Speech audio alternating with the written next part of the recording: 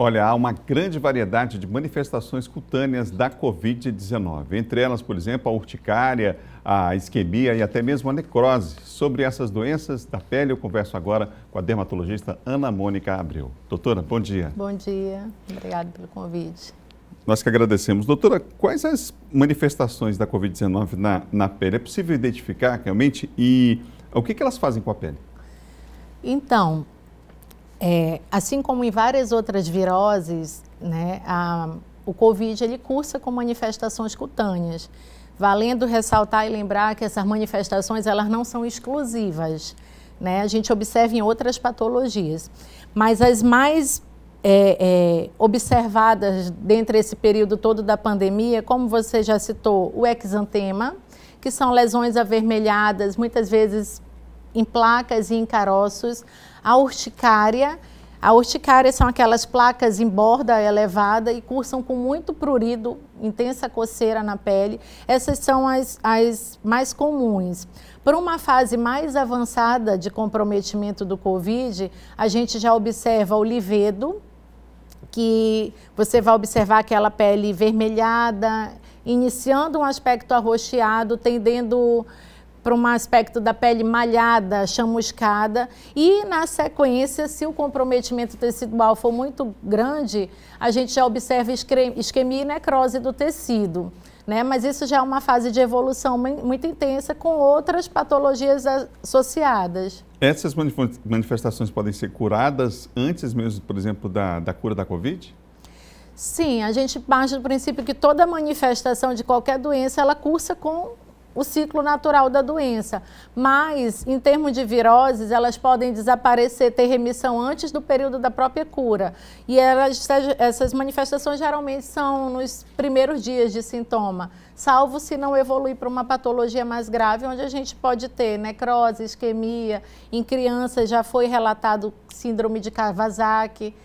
Então a gente pode ter numa fase de evolução mais grave. Você falou ainda há pouco que não são essas manifestações exclusivas, por exemplo, de uma situação de Covid. Como é que a pessoa deve proceder nessa dúvida? Então, a gente tem que ter critério e investigação clínica, fazer fazer a correlação da epidemiologia. Se o paciente manifesta, e considerando que a gente está vivendo um período de pandemia, obviamente que eu tenho que ter um olhar também para o Covid, mas eu não posso ter aquele olhar totalmente direcionado porque eu acabo isolando outras patologias. Então, você tem que correlacionar os sintomas com outras patologias associadas, outros sintomas que a gente conhece e fazer uma investigação com exames laboratoriais para fechar o quadro. Mas, considerando pandemia, é importante que na manifestação de qualquer sintoma, imediatamente você procure um profissional, não necessariamente um dermatologista, né? Embora tenha manifestação cutânea, mas qualquer médico que possa tratar a patologia, considerando que é uma doença ainda misteriosa, que a gente não entende ainda o padrão de agressividade dela. Pacientes, alguns têm remissão e outros evoluem para óbito. Então, a gente orienta que na manifestação de qualquer sintoma, você vá imediatamente procurar um serviço de atendimento para ser direcionado. O tratamento dos sintomas sofre, então, alteração em relação associado ou não à Covid-19?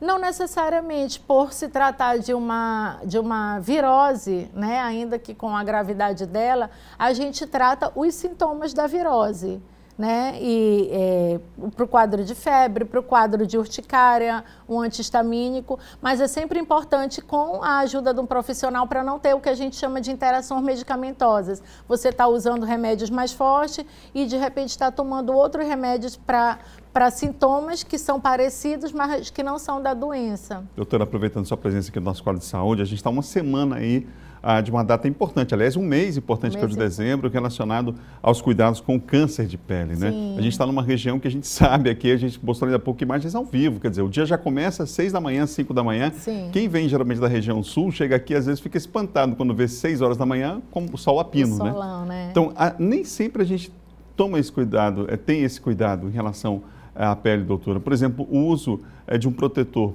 todo mundo deveria usar? Todo mundo tem que usar protetor, né? Você está referenciando o mês que é muito importante para a gente, principalmente nós dermatologistas focamos muito, que é o dezembro laranja. Mas todo ano é tempo de prevenção, a gente fala muito isso, o uso do protetor solar, ele deve ser constante, ele deve ser reaplicado a cada 3 horas.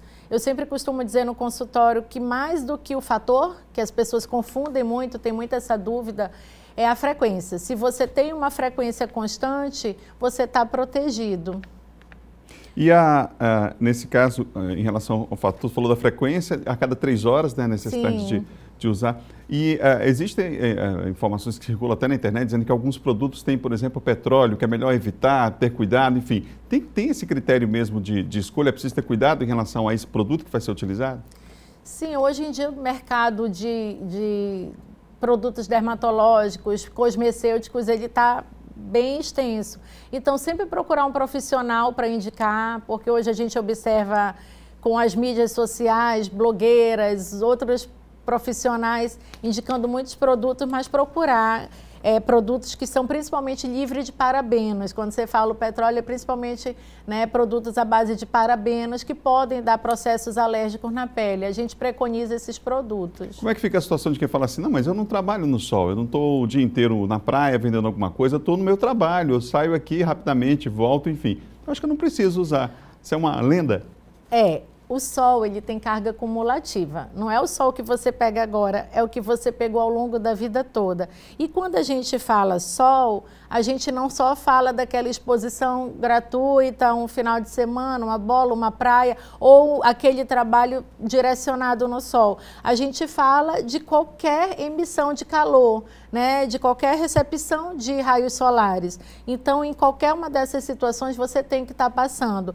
E nesse período da pandemia, onde principalmente naquela fase inicial que a gente teve lockdown, as pessoas ficaram mais no fica em casa, a gente reforçou muito o uso do protetor, porque as pessoas acabam relacionando o que de fato é muito importante, o câncer ao sol. De fato, é o maior fator que agrega e que potencializa o câncer de pele, mas o ambiente fechado também pode dar câncer de pele, que é uma interrogação que as pessoas ficam, nossa, aqui nós temos lâmpadas de LED, luz visível, a luz azul. Então, dentro do ambiente fechado, a gente tem também exposição, porque essa luz, ela é cancerígena. Então, a gente tem que usar protetor até em ambiente fechado.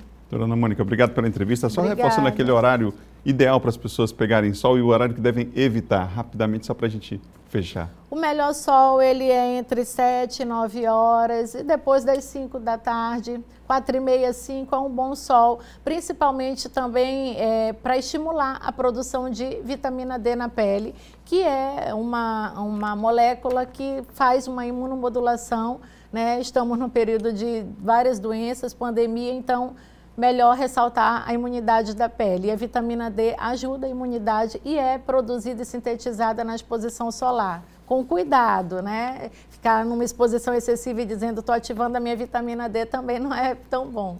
Obrigado, doutora, pela entrevista, viu?